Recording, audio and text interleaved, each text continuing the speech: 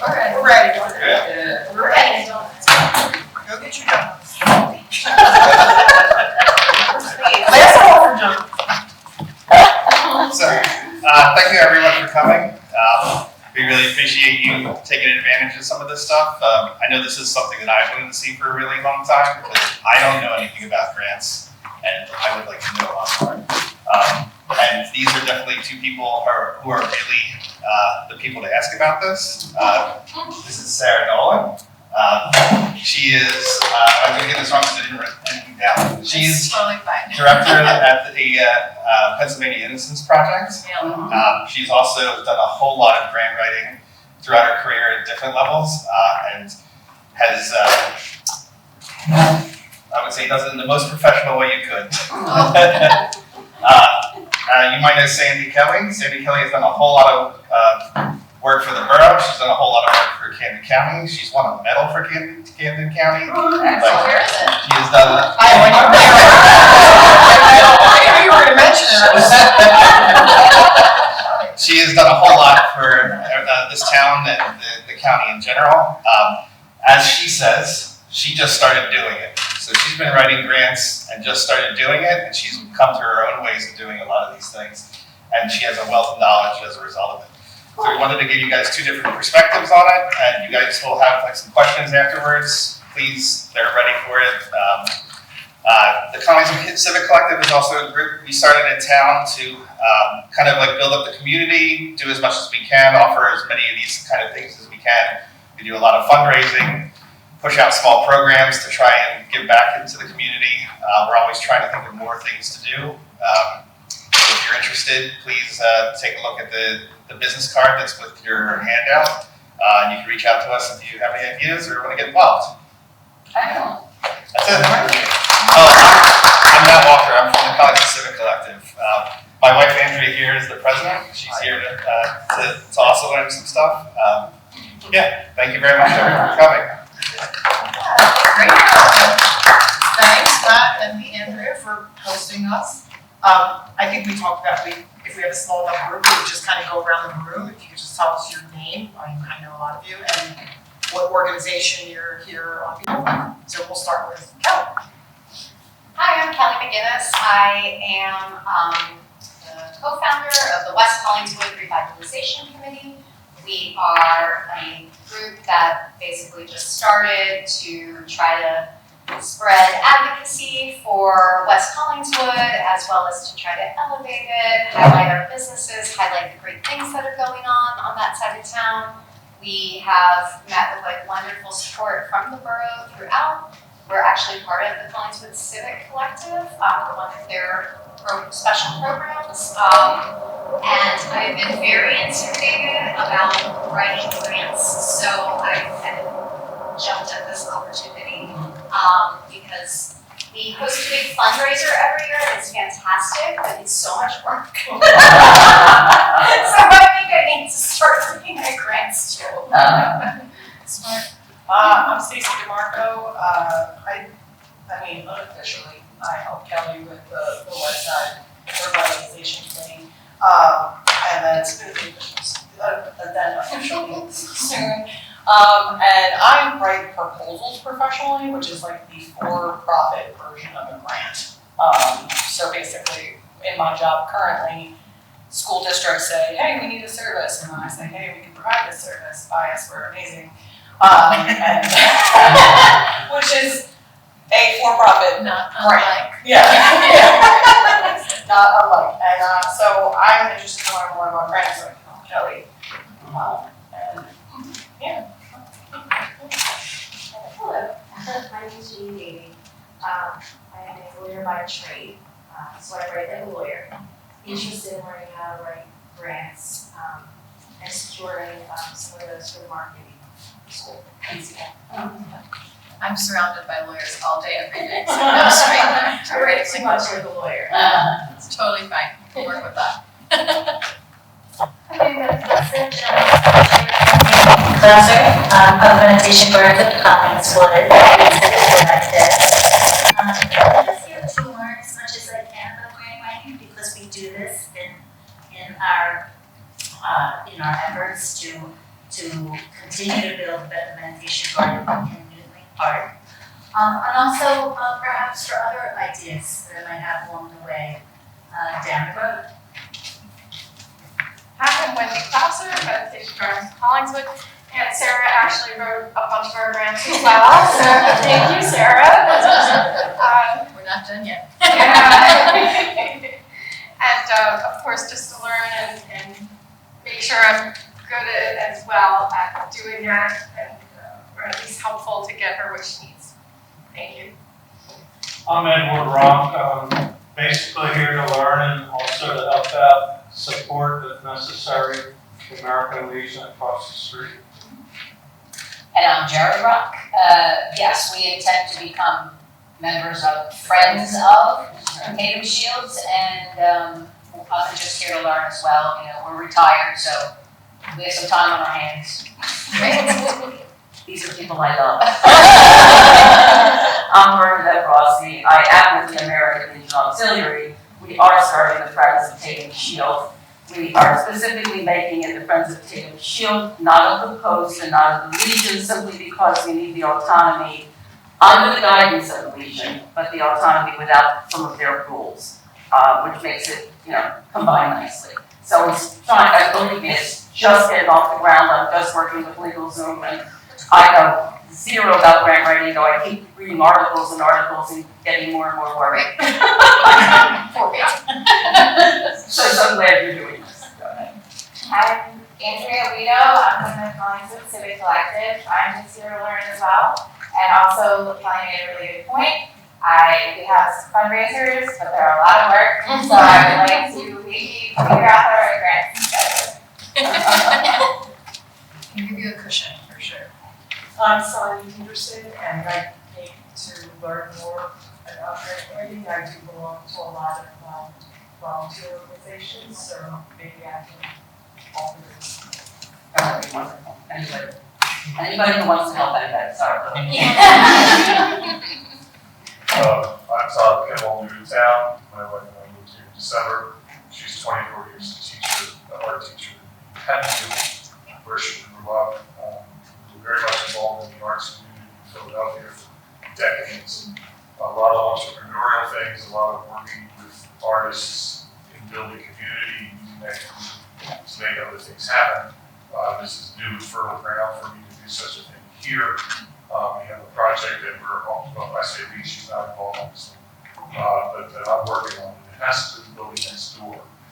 Before it gets torn down, we want to present to the city some possible options where it might be reused for the community, very active, accessible, I mean just accessible in wheelchair, accessible to people with ideas and groove. And this town is a pretty great place where they can do a little bit more. So, but I also, and of course, I want to learn, the group of people I'm gathering together are not fully a group yet that's ready to then call themselves something weird with so-and-so. But they're coming together, and we'll want to know about grants when that time comes. I'm the historian and print paper. Great. I'm Linda Nafis. This is my husband Jim. We're Sarah's parents. Thank you, dear Lord. I'm a member of the Pitman Women's Club and member of Rotary too. Yeah, I've been in Rotary for over 20 years, and we're just starting to write grants. Learn a little bit about that. I've never heard of a civic collective before. Pitman doesn't have one that I know of, so I thought I'd try and find out a little bit about that because probably could use one. We bring all the best of Collingswood down to Pitman. It's lovely. It's just there. Everybody can street. You gotta go to Aurora for ice cream while you're there. Don't skip out. I'd like to brand it as a capital of the world. Every time I go there, I'm like, I want to go to this place. Yeah, that's a great reason. Yeah. Well, great. Well, we are so excited to be here. This was really helpful to understand some of where folks are in their journey, and we will do our best, I think, to tailor some of the content tonight to where everybody is. You'll also have a number of resources that you'll take with you, including the slides I think will be shared afterwards, and I have some references to different things. So this will be kind of like intro stuff, right? And we won't be able to get too deep into, I think, any of it, but we'll try to cover a good amount of ground so that you have some guidance for where to go next. Right? Yeah. All right. So I'll start. We'll talk about the funding landscape. It's more than just government grants. Everybody kind of thinks of the government when they think about grants, but there's a lot of different types of organizations that you can look for grants with. Obviously the government, especially with a lot of the news, a lot of grants are shrinking up or being redirected and that sort of thing. So you have your, federal government that gives a lot of funding out, and most of the federal grants are kind of streamlined through county and local governments and other entities, more on the regional level, state governments, things like that, which are also direct federal grants that much larger organizations might apply for. But a lot of that comes through those local government entities. Some other groups that you'll see up here is private foundations, things like the Andy Casey Foundation, the Pew Trust, Care Plus Foundation is another one I'm just giving some examples of some local or regional examples of each of these categories. Some corporate giving and corporate social responsibility foundations. You've probably heard of things like TD Bank, Walmart, Campbell Soup, Subaru is a big one in our region. New Jersey American Water is another big one that gives out a lot of grants, specifically in the city of Camden, but regionally as well. I don't know if I said Walmart, but Walmart is another one that gives a lot of funding. Community foundations, a big one in this region is the Community Foundation of Southern New Jersey. They do a lot of grants to smaller entities such as the organizations you represent. Education, Rutgers, Rowan, Stockton in this area. Some universities over in Philadelphia, although they're probably more focused in the Philadelphia region. Some of that does come over to Jersey, the Jersey side of things for specific programs. We have hospitals, Cooper, Virtua, New Jersey Hospitals Association, some healthcare associations. Some of the hospitals also have their own foundations, so they kind of fall into two different types of categories. And then we have chambers of commerce, professional organizations, and trade groups. We have the Southern New Jersey Chamber of Commerce. They give out some many grants. There's a new group, relatively new group out called the Impact 100. It's 100 women, business women, that each donate $1,000 a year, and they raise that money and they give out kind of like mini grants to a lot of startup types of organizations such as yourselves. Probably would be something maybe the Civic Collective could look at. So I know that a lot of smaller nonprofits that are just getting started have gotten some capacity grants with them. So that's a great example of those kind of trade organizations. And then the final one is the faith-based types of entities, Catholic charities. We have Salvation Army. There's some interfaith groups where there's conglomerates of different faith-based groups that get together and do grants for different types of programs that they want to promote. So this is kind of the funding landscape. Sarah's going to get into the real nitty-gritty on this stuff for the next few slides of the breakdowns and things like that. So.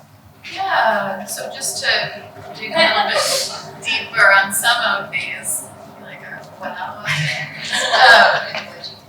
I'm going to call your attention to the bottom corner here. These links are short just to put them on the slide that way, but if you click on any of these when you get the slides, it takes you right to the resource that these different statistics are from.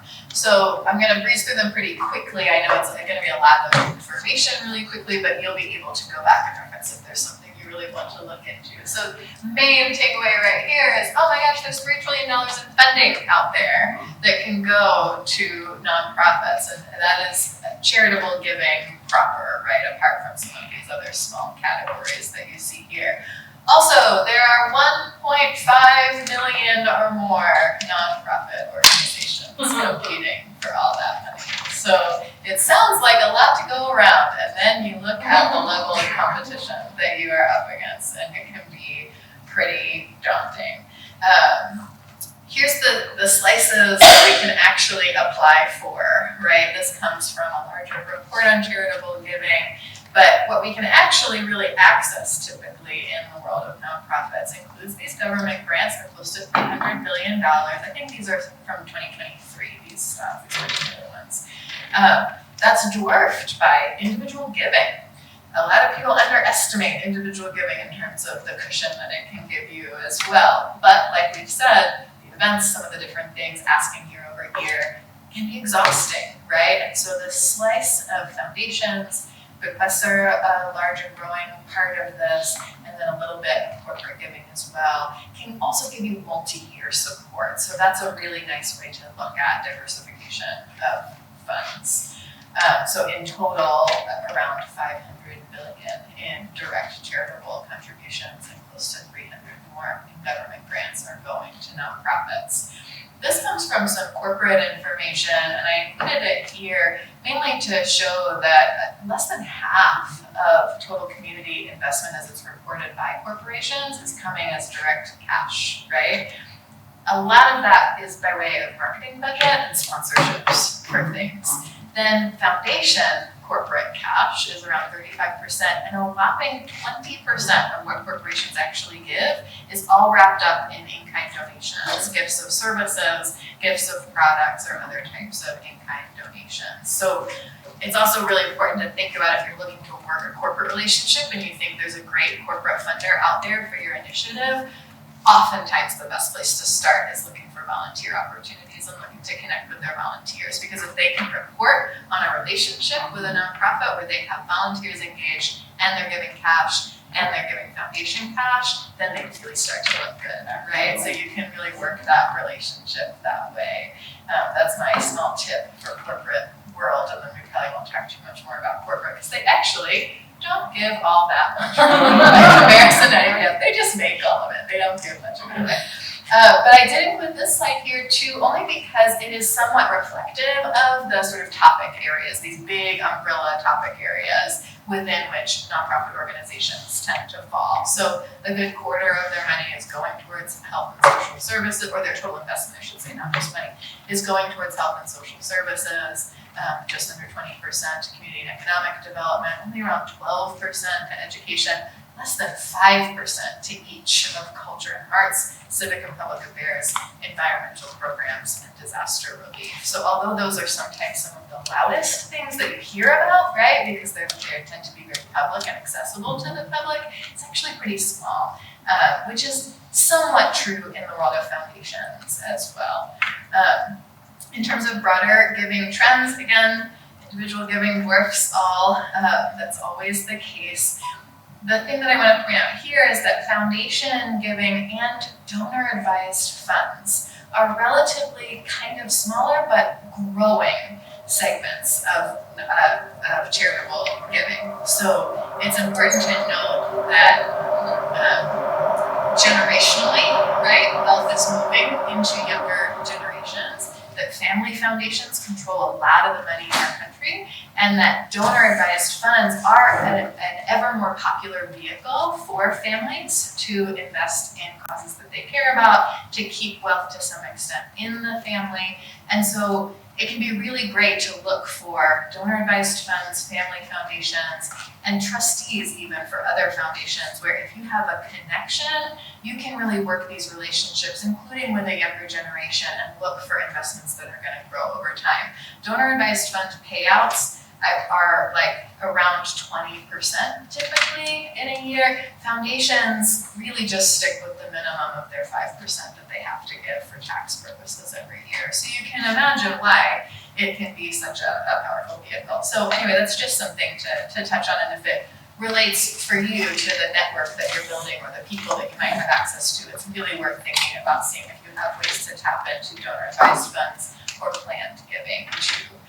So again, this is my topic area, and you can see it's somewhat reflective that human services is higher, education is around the middle, and arts and culture and humanities are way down at the bottom, unfortunately. But that includes individual giving too. I think that's everything I wanted to say about that. I think. I should look at my notes. I made so many notes. I could go from the notes. Yeah, so now we'll shift a little bit into where to find funding opportunities, right? You have a handout here, and I'm gonna call your attention to the handout, not to go through the whole thing, but to point a couple of things out. So using grant databases, I think, is part of what makes it feel so challenging, is part of what makes the grant world feel so opaque, right, and so exclusive. But it's actually not as difficult as it might seem. And so I'm hopeful that you can take this, you can poke around, you can ask some questions, whatever you need to do, but to start to find your pathway in, to search around for things and to find opportunities that are a fit for you.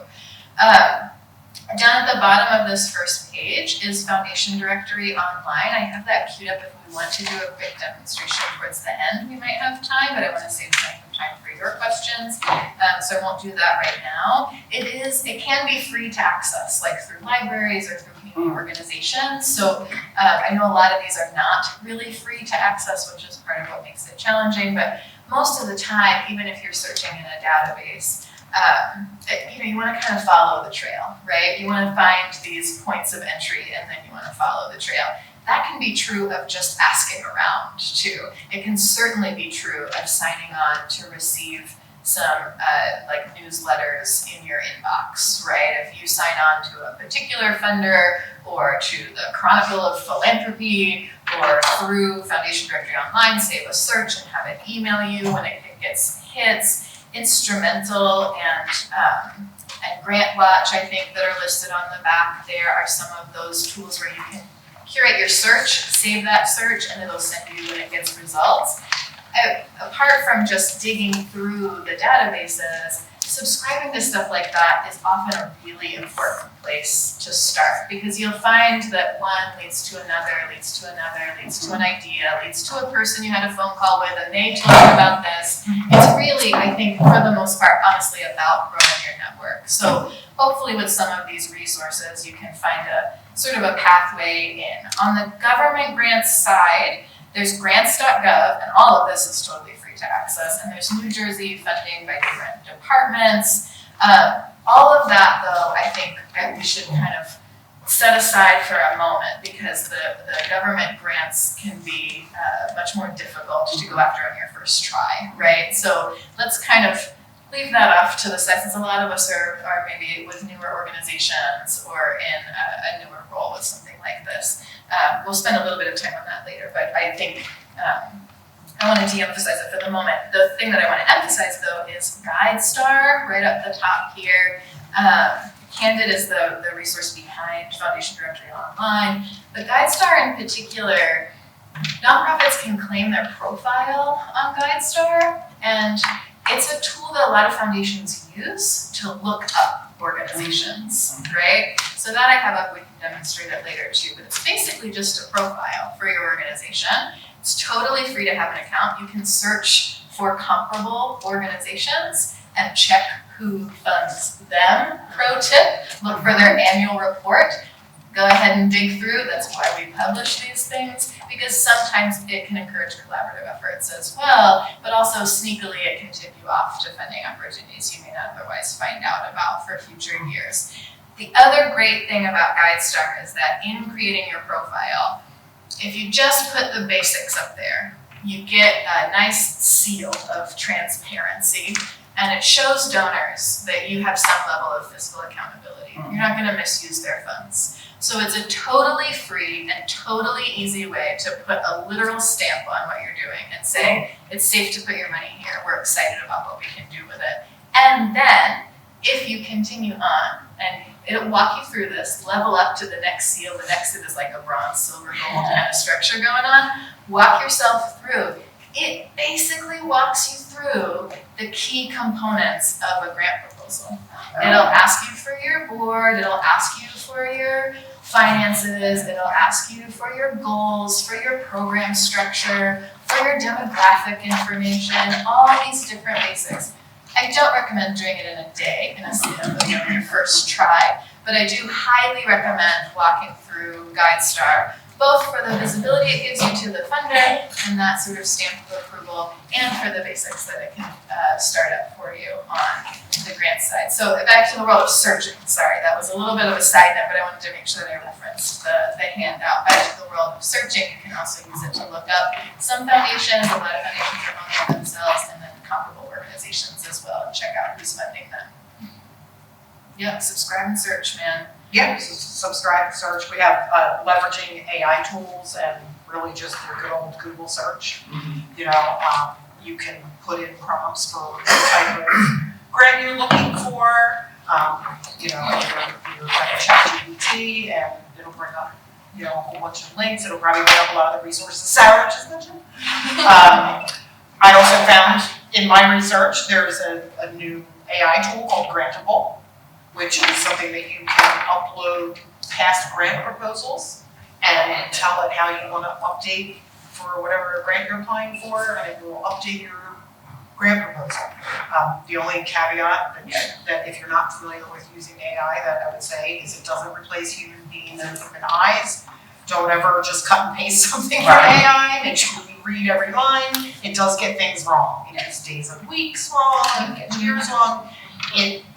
AI also will do citations that are just placeholders and aren't correct, so you never want to use a citation from AI. But it is a useful tool to be able to search as your traditional, you know, kind of search engines. Did you want to take community resources, or I think?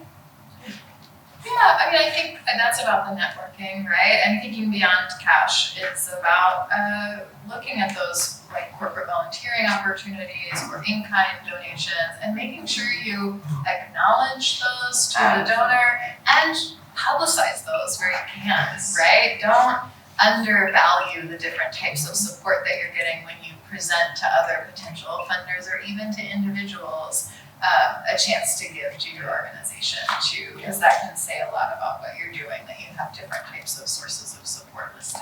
Yeah, I think that even when you're thinking about programming, you know, a great example is HopeWorks in Camden. I don't know if any of you are familiar with that organization, but they train kids and they provide services to businesses, web development, marketing, all different types of services. But they train kids. It was started by a Jesuit priest in Camden and has grown to be a very successful nonprofit.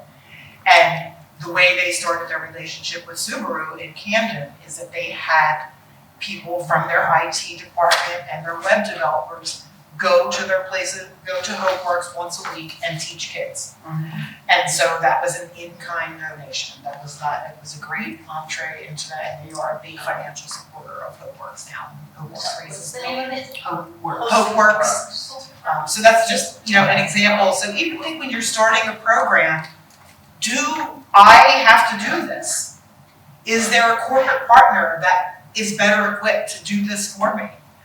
So that's just a great way to think about partnerships, think outside of the box. And then you mentioned the kind of seeing who's funding who for grants.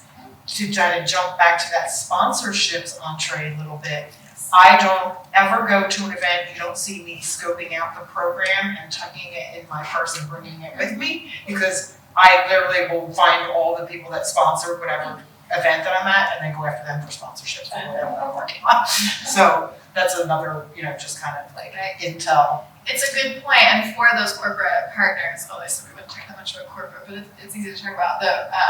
It's two different funding streams typically. Their charitable giving that is tax deductible and their marketing dollars that have to be spent on things like sponsorship are two different funding areas. So there might be other pathways in, even if you're not eligible for one or the other, you might be able to find another way in. Yeah. Great. So let's dig into how you can can turn your great idea into a winning grant proposal. It's not about changing your idea necessarily. Don't be tempted to change your idea too much, but it is about developing it into something that a vendor can have confidence in making a grant award to. So here's the life cycle of a grant. We start with some kind of great idea, right? We start with a project number one. Let's say you're looking at a specific request for proposals. Now you're here at step 2. You're identifying a funding opportunity that you may be able to go after. You're seeing some good signs. It seems like it might be a fit. What I want to encourage you to do with this slide is anytime you're doing this, you picture yourself going all the way around before you make that choice of whether or not you're going to apply, right? Because an awful lot of vendors have further requirements for what you're going to do once you accept that award, how you track things, how you report on things, what level of financial management you need in place, what level of metrics and evaluation you need in place, and healthy organizations do this, right? This might be a goal to set for yourself, not something you're already doing, but that's okay. Start there and start doing it now, even before you're submitting that grant proposal, to say, what does my cycle of evaluation, program evaluation and development really look like? Because it's a circle for a reason. You get back to the beginning again. And ideally, you start to stack these on top of each other, right? So if each one of these is just one funder or one funding opportunity that you're going after, you start to build a bigger and a bigger circle and a stackable circle. So you've got a lot of things going all at once, and they fuel each other, right? So the funder gets to be involved in a really proud part of what it is that you're doing and how you develop and keep growing your programs, and you get to see those resources build and fuel the work that you're doing. So that's the reason this is here. It's just so we can picture the whole cycle before we just go and say, okay, they like to fund this one specific thing that I like to do, and so we're just done. We're going for it. Which I have done, and I can tell you all the mistakes that I've made. Yeah. So let's talk about how to evaluate your idea as a match for a funding opportunity, and how to evaluate a funding opportunity. Yeah, this slide is a great slide, and it's kind of like comparing the two sides and really knowing the difference between a great idea and a fundable idea. So a great idea, it helps someone or a group of people, it addresses a community need, it advances or meets a challenge, or it tackles a challenge, it generates excitement and attention. It can be big, it can be a big idea or a small idea. It's kind of like almost like an entrepreneurial spirit, right? Like you think of this great idea, but then the right of the slide says, like, but do you have a business plan, right? Do you have a plan for this idea? Is it a fundable? And the biggest thing is, you'll notice we have funders, right? Like, you want to make sure that it addresses the funder's target audience and help promote that when you do get funding. I'll do the pack-up pause. I've been to enough commission meetings to know that you can't talk while the pack goes going by. You want to make sure that you're advancing the funder's agenda, and that will, require some research, not just looking at just this, grant announcement, so to speak, but just finding out overall what their mission is. What is the funder's mission? What do you think will really get them excited? And pro tip, you can use things like Foundation Directory Online and some of these sources to check what they've granted to other people. So both in terms of size of the gifts and types of programs that they're funding, you can see versus what they say they do, what they're actually doing. Exactly, and that kind of aligns with the funder's priorities. And then you want to make sure that it's scaled by prior experience and the budget. Like, you want to make sure that you have clear deliverables, you're ready to implement it. Back to that life cycle, that you can get all the way around that life cycle and keep it going. And we're going to talk about this a little bit later, but is the idea sustainable? Can you keep it going once this initial funding stream is gone? The bottom line is funders want to invest in things that are aligned with their mission, that will make them look good, and that will keep things going. So that's kind of like what sets it apart from a great idea to a fundable idea. So just making sure that you're ready. And here are some questions to ask yourself. So say you found a funder, you think it might be a match, right? All those things check out. You've got a good potential match going. To evaluate the real funding opportunity as you think through that whole life cycle of the grant, here are a few of the starting questions to ask yourself. Are you eligible to apply? Does it say, 501c3 organizations, but not institutions of higher education, as many of them do, or vice versa? So you've got to look at those basic eligibility requirements. Also, do you have the capacity to submit a competitive application? If it's due in a week and it's something you've never done before, put it on next year's calendar. It's probably going to come up again. You don't necessarily want to try to move mountains to get it right when it's happening if it's something that you're not ready to do or that you don't have the capacity to do right now. Does your work align with the mission of the funder? Does it also align with this specific funding opportunity? Sometimes those are two slightly different things. What impact is this funder really looking for a successful proposal to potentially have on the community? And is that the impact you're looking to make? Yeah. If it's not, that's okay. There's something else out there, but you've got to make sure that's aligned because they're going to ask you to report on what impact you've had. And can you complete the work within the allowable budget that you're setting out, within the allowable time frame that they've got available to you, and while meeting all of the funder's requirements? It can be really tempting to say, well, this could be like seed money, right? But you've really got to be ready for the notion that if you get, say, $50,000 for this year and you can't, for whatever reason, build around that $50,000 for next year, you might end up saying to your target population, we don't have that program to offer anymore, right? So you've really got to think about these things, I think, in terms of being able to stack them, being able to accomplish things within these allowable limits. And if the answer is no to a lot of these questions, it's really fine. That's really fine. That's good information to have. There are still a lot of things you could potentially do. One of them is to collaborate with another partner organization. Go around, see if anybody else is applying right now. See if they'd be willing to write you in for a little slice of something that they've got going on. A tiny amount of the funding, but a partnership that could really build your record with a funder that you could then go after potentially in the future, right? Think about using a fiscal sponsor. I think there are a couple of people here who mentioned things that sounded to me like good candidates for work with a fiscal sponsor. Sometimes there's a community group, even like the Collingswood Civic Collective, that is already established as a 501c3 that could potentially give you cover, right? If the foundation is really looking for a level of financial accountability, for example, that you can't reach just yet, that might be okay if you can find a partner who's willing to take, usually they'll take a little bit of indirect cost off the top. It's fine, they should get something for their administrative fees, right? But you can look at it that way and say, okay, but if it builds something for them and it builds something for us in the long run, then it gets us to that next stage, right? Don't be afraid to ask questions like that. It can't hurt to ask, right? And to try to build those partnerships. So I think that's an important part of this. I think a lot of times, you keep in mind, like with partnerships too, I worked for county government for a long time before I started my business, and I scored proposals, but we often looked at partnering with smaller, granular, community-based organizations to help us execute a larger project. So we might have been applying for a $4 million federal workforce grant, but we wanted someone who had connections to a specific demographic and community, like maybe the West Collingswood Revitalization Committee. We felt like their block captains program could reach people easier than we would be able to because we're not integrated into the community.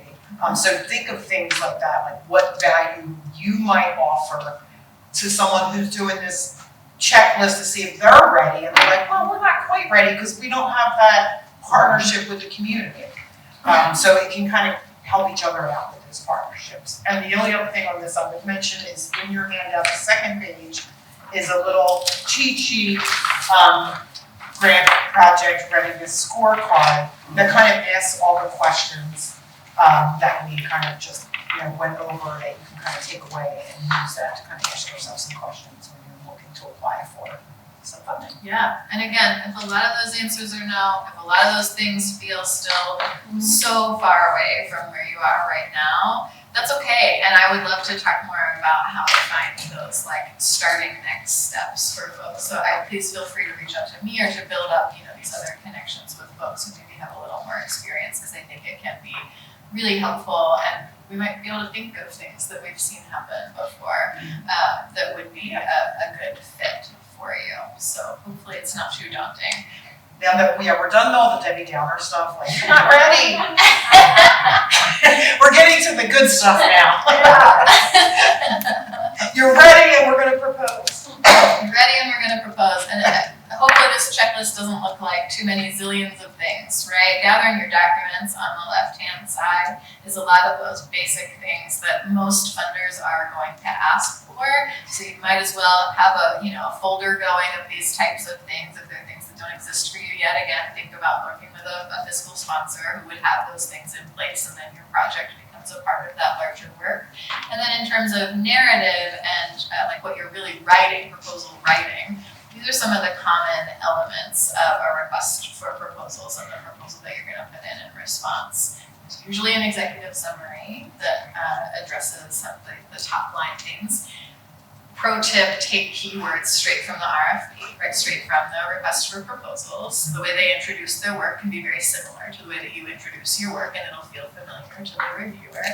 There's usually a problem or a needs statement. This is where your research comes in. This is research that an intern could do sometimes. This is research you can get some help on. This is research that you can do without having a specific RFP on hand that you're getting ready to respond to. It's basically asking yourself the question, why do we do this? Give that answer, have it ready, have your statistics ready, have your demographics ready. Anytime someone asks and you've already got a tailor-made needs statement. You've got your goals and objectives, there are project model templates and things you can use to further develop those if they're a little nebulous for you right now. Think about your outputs, think about your outcomes with the desired impact that you'd like to have, and have kind of a rough framework at least that you're ready to apply. And when the funder has specific requirements around those things, you can usually adapt again, not change the idea, but develop the idea into something that the funder can respond to. You've got your program activities, your project timeline or schedule, and then the good old budget. That one is usually going to be really specific to the funder's requirements. It's not usually legwork you can do ahead of time, apart from just being really great at managing your money generally, I think. Yeah, and many of the organizations will have a template budget that they want you to use. So you can find templates as well online. But, yeah. And the only thing I would mention is like the executive summary. That's something for my process anyway. I typically write that last because it really is just a snapshot of all the things that are under. So even though it's listed first and it's kind of like your cover letter, it's definitely like a wrap up of all our different elements. Yeah. And it's important to just make that like really strong, because it's usually the one thing that a reviewer really reads in its entirety. They might just glance at the other stuff. I don't want to, I don't want to badmouth our reviewers, but you really want to just make that the most compelling thing. Bullet points are something I'm a big fan of, things that will really, and just what makes you stand out. So that's kind of that executive summary, and you can reuse that over and over again for different applications. You've got, again, on your handout, one of the things referenced here in the resources is the New Jersey Common Grant application. A lot of foundation funders will accept the format of the Common Grant application. It basically walks through these exact things. So it's a good template to start with if you are interested in seeing if you are, able to fit a lot into these categories. It will be very adaptable then, even if a funder doesn't accept the Common Grant app itself, which a lot of community foundations, donor advised fund types, family foundation types will accept. And then, once you've kind of done these, you could even start doing this for an imaginary grant. Absolutely. And then you kind of have Highly recommend a starting toolkit that you could use for any grant that you apply for, and you'll just take the different pieces that you need and adapt. The one other thing that I want to highly recommend while we're on this slide is that if you are not thinking that you're gonna be starting with a request for proposals or with government funding or with one of these much more formal grant processes, a very helpful exercise still is to compose a letter of inquiry or a letter of intent to apply. It's usually pretty short. It is not a strict format, typically. Sometimes it is, sometimes it's a part of a funder's process. But a lot of times with like family foundations, the process starts with a letter of inquiry. You're gonna send them a basic introduction. You're gonna answer the question, who are you? What do you want to do? And why are you doing it? Why are you doing it here? Why are you doing it now? Why are you doing this and not some other thing? If you can write a few paragraphs that answer those questions, you've got more than half of a grant proposal narrative, really. You're just gonna be fleshing out the same sentences into other sections and with character counts and all the rest of it once you go to apply for a grant. So that's the other thing I wanted to mention here. Use some of these basic, sort of framework things and compose yourself a strong letter of inquiry. Imagine you're sending it to your great aunt or whatever and start there, right? Here we have a slide about assembling your Avengers. Yes. And speaking the funder's language, so the Avengers I want to start with are the foundation contacts themselves. Program officers are happy to take phone calls at these foundations. They want to give grants out. They have to give a certain amount of money, so you are checking things off the list for them. They'll typically take your calls. Trustees may wish to hear from you. You may be able to just send a cold LOI and get a response, a letter of inquiry and get a response. And all of that type of contact will really help you to picture your reviewers. You gotta get that person in your mind who maybe isn't in your field, who maybe has no idea about your town, who maybe doesn't know anything about you. And you gotta really think, how do I avoid being subtle? You do not want to be subtle when you are writing grant proposals. No. You want to use bold formatting, you want to use bullet points, you want to repeat the question, you want to make it so obvious that you understood the assignment. That's how you score points. Yeah. Is that, are you recommending paper correspondence or electronic? So it depends. traditional letters. I am mostly recommending Those true paper correspondence. Yeah. Yeah, that is a lot of times where this starts. Yeah. If you have an email address or you have a phone number and you can follow up that communication with real personal contact, that's even better. But for the most part, you want to be ready to send hard copy letters, I think, on the approach to a brand new potential offender. That's often the case. Or it's a PDF attachment to an email, but those are typically welcome also in a true letter format. Get yourself some letterhead. Official. Yes. Put your guide star seal on the footer of your letter that you're sending. Absolutely. I'm telling you, you can make it easy. And some of this you can make easy. Yeah, so assemble your, and use proofreaders. Find somebody who doesn't speak your language. I mean, not literally, they should speak English, but who doesn't know what you're writing about. Show them your LOI, show them your draft proposal, show them your executive summary, and say, does this make sense to you? Because they are very quickly going to say, what are you talking about here? Why didn't you put this at the beginning? Where is this going? You didn't mention this. They will very easily, much more easily than the person who knows everything about what you do is going to be able to do that. I highly recommend, call your neighbor and say, could you read this for me? Because you can't get better feedback than that, than just the random person who has no idea. Exactly, because you have to assume that the reviewer has no idea what you're talking about. Just getting someone that's, a neighbor, your husband, your spouse, your best friend, your dog, to review and give that feedback is really, really important. Especially if you don't do this professionally. My husband would agree to a grant proposal no matter how much. It's really it's marketing. That's why I'm not a professional grant writer. The only reason I've been successful is because I'm a marketer, so I know how to write so that people understand. I can take complex problems, especially doing government writing for so long. Taking complex programs and government acronyms and being able to put that out for information for the general public is helps give an advantage. It's all right, almost 8. I know. I think we touched on the main over. things, right, that we wanted to touch on. Oh, we did not get to the last slide. We didn't. Well, we can do a quick we can last do it slide. quick and hopefully we want to get folks to can your linger a questions. little bit for questions. Yeah. But beyond the grant, this is something that is important to a lot of funders, and it's also very important to your organization most likely, is planning for sustainability. You know, you've created a meditation garden and you want to be able to sustain that garden. You want to be able to have more gardens.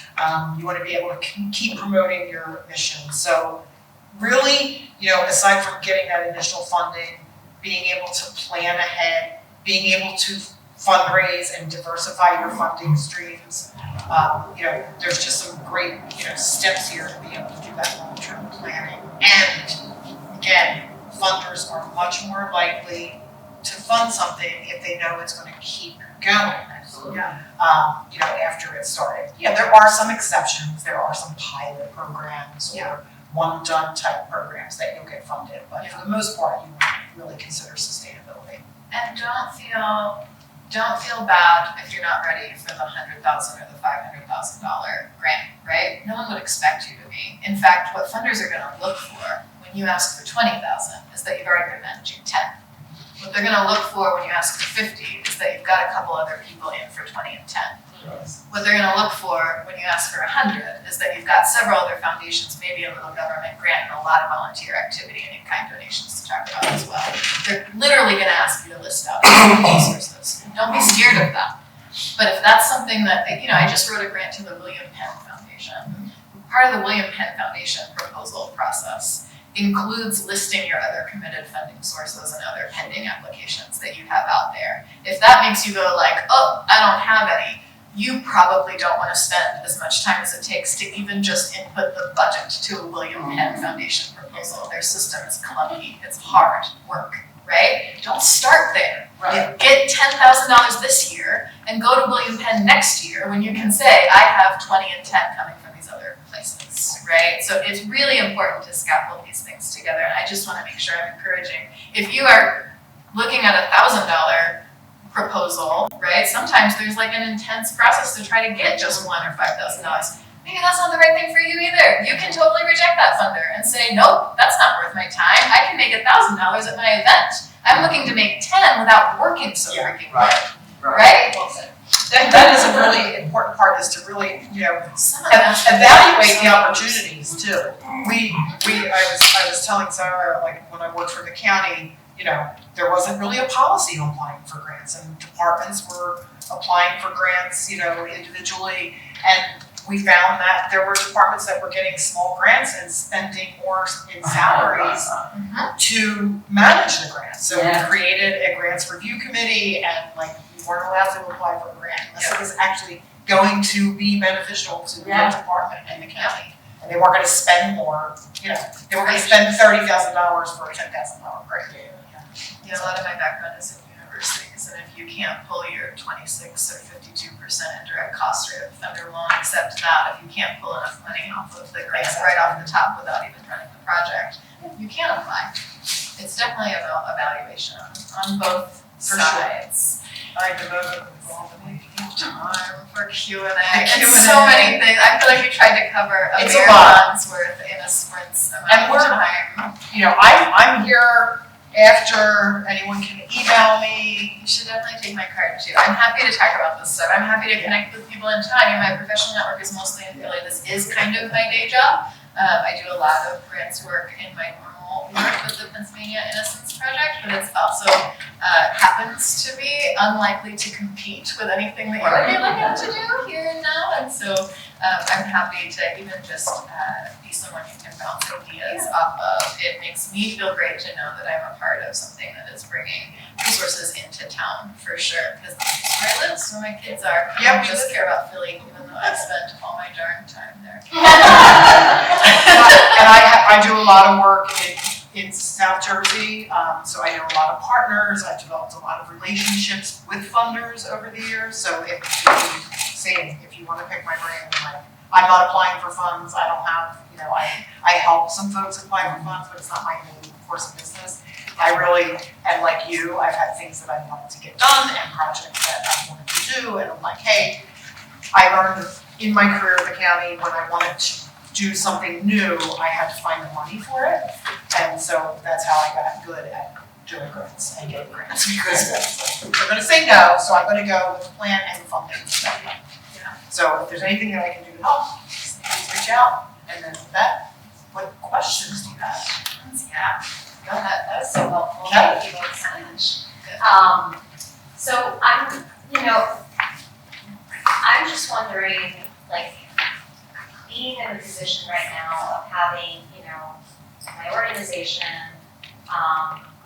working full-time, parenting, like, I often really want to go after these things, but I just feel kind of overwhelmed by it. I'm wondering if you have any tips for us, if this isn't our full-time job, of just like how to set this up in a way that is manageable, and do you know what I mean? Just besides getting I think so. Yeah, hire Stacy. Yeah. Okay, that'll help. by hire, you mean give her more donuts. Right, yeah, exactly. Yeah, and I think, right, it's like obviously getting more people involved, more people who have, because I sometimes feel like, oh gosh, I gotta do this, I gotta do It's this. so hard with volunteer organizations. Yeah. And so my suggestion would be, one of the first things you should look at is building capacity grants. So that you could actually hire someone. That, and because you don't have to think of, like, the West Collingswood revitalization, again, you don't have to think of, oh, we need a full-time executive director for $150,000 a year. No, maybe you need just like that job. a part-time, you need a part-time person who's gonna do some administration for you. Yeah. Or, whatever it is that you find that you Or need to you build need a consultant capacity. to do a little bit of a feasibility study. Yeah, it's 10 hours a month or something like that. Yeah. So that's something I would think about. No, honestly. I think that's smart to think about. I also think that your systems are everything. So yes, getting more people involved sounds great, but also holding the reins is incredibly important. So you want to have a Google Drive folder with your tracking sheet of the research you've done on potential funders. You want to have a calendar. I was gonna say, you need a map. Yeah. Yeah. He's so organized. Absolutely. Yeah. Yeah. Yeah. Not to. I think one of the things that makes it easier for me as a proposal writer is I have a defined template for things. Yes. So like, branding wise, all of that stuff is already pre-built into this template so that I don't have to, every time it comes up, panicking, like, oh my God, I have a blank Word document. Right. I've got, this template, and then I also have pre-approved about us language, pre-approved goal language, pre-approved budget language, pre-approved like that, to like scope language. So all of that stuff, like having that ready to go, like building those pieces makes when you look at a grant, you could go, I have 10 of these things and I need 2. Right. It's less Yeah. scary, when I have these things, like a project. Exactly. Probably That's an imaginary grant proposal. I mean, you can think Yeah, it's about, almost the imaginary one you talked about. Yeah. If you play with that, but you're not serious about having to go for one specific thing, it might free your mind up enough, make all your notes and refer back to. Yeah. Yeah. That And look for a sponsorship, right? Oh, absolutely. Send that letter of inquiry, draft your letter of inquiry, get a little help with it if you need to, draft your letter of inquiry and send it out to a couple of foundations. See if you can get a couple $1,000s going and maybe use it, for somebody who can actually spend the time on some of the larger and dollar think amounts about you'd like to what look for. we said about the, thinking outside of the box, thinking outside of getting cash. Think about who you could bring in, to help you. Yeah. To do some To social help all that, media, like consulting, that sort of thing. website. Like, I know I've helped you in the past, like, I have more time than I have money. So I'm not out there, I'm not a big enough business that I'm out there, giving big corporate sponsorships. Right, yes. But I'm happy to jump in and help with some consulting work, Absolutely. and there's a lot of people like me out there that might be willing to help you with that. Yeah, no, I appreciate that, just because it can feel daunting, but I also sometimes feel like I have to do all of these things. And you shouldn't have to, that's part of the building the capacity. Right. And when we talked about sustainability, one of the things I didn't mention was thinking about succession and team, Yeah, right? Do you have processes in place in case you're not there, whether it's day to day or you've just decided, Yeah. you know, I'm moving to Paris or whatever, you know, and will this program continue when I'm gone? You always want to build things up to, you know, there's nothing like building a program and then looking back and saying, hey, that's still going on and I haven't been involved in 10 years. Yeah. That's such a great feeling. Absolutely, that's very giving. Yeah, I was just gonna pull this up, I'm serious about the GuideStar profile. Matt? Free account, set that up, and you've basically walked through your letter of inquiry, and it's public facing. Even if you don't have a website, don't bother with social media too much, don't bother with website development stuff too much, unless that's part of your plan already, don't do it for funders' sake. Set this up, Right. they'll be able to find it anyway. Yeah. It's having a hard time connecting to the internet, I was gonna pull up. Did you have a question, Matt? I did, when you were talking about like the funder and like sending a letter to the funder, how important is that relationship with the people who are reading that stuff? And by meaning that, like, let's say I send in some things that aren't exactly correct, are those funders gonna look at that next time it comes in and say like, I don't wanna read this one now? Sarah does this all the time, but I can tell you in my experience, feedback is a big thing, especially with government grants. You will almost always get a letter of rejection and it will tell you why and how you can strengthen your application the next time. We've gotten denials for transportation grants here and they've called and said, hey, we really loved everything about this, but it was missing this one little piece.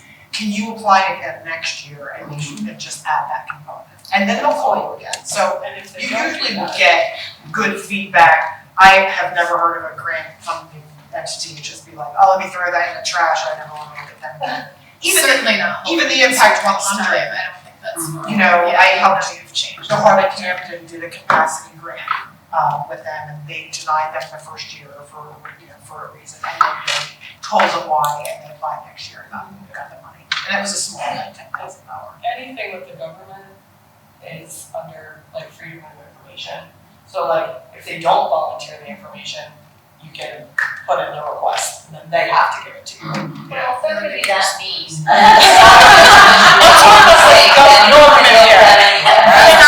Foundations are a different thing, because a lot of them are private organizations, anything that's government funded. But government will almost always, I can tell you just, especially with municipal and like the smaller entity grants, like governments have a hard time giving away all their money. Because people can't jump through all the hoops to put in. Because it's a lot of hoops and a lot of reporting requirements. So, I mean, I get calls monthly, like, do you have anyone that can apply for X? And how did on this webinar, we have $4 million and we haven't given South Jersey any money and we want to give South Jersey some money.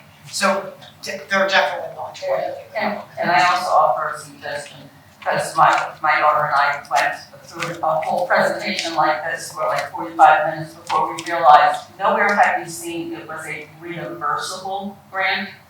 Therefore, you needed to have the $350,000 up front. And then they would reimburse you in sections as it goes along. But truly, we never, both of us went crazy saying, how did we miss this? When we finally got to that Q&A where people were saying, well, I got $350,000, but I know it's all of the slides that went through never said that. And matches is another thing you have to be. Yes, matches is another word, yes. You might have So to just don't waste your time, do your homework first. Do your homework first, so we learn something, which is fine, you know.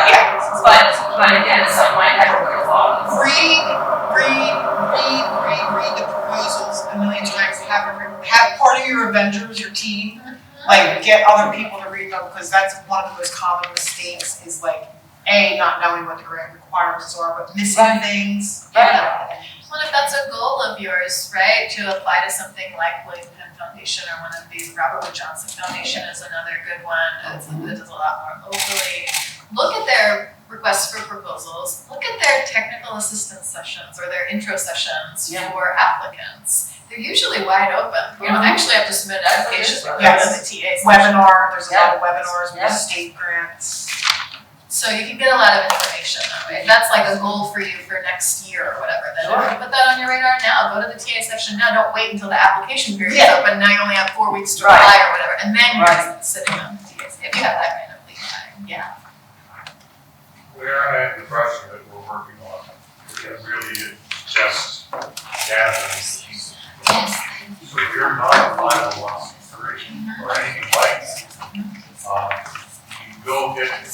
soon, where we're ready to be saying, here's who we are, this is our mission, this is the reason for it, this is why it's good, and all the other things that are on that list.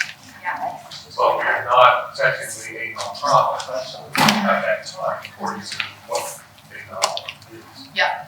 So are there grants that one can apply for when you've got everything else in line?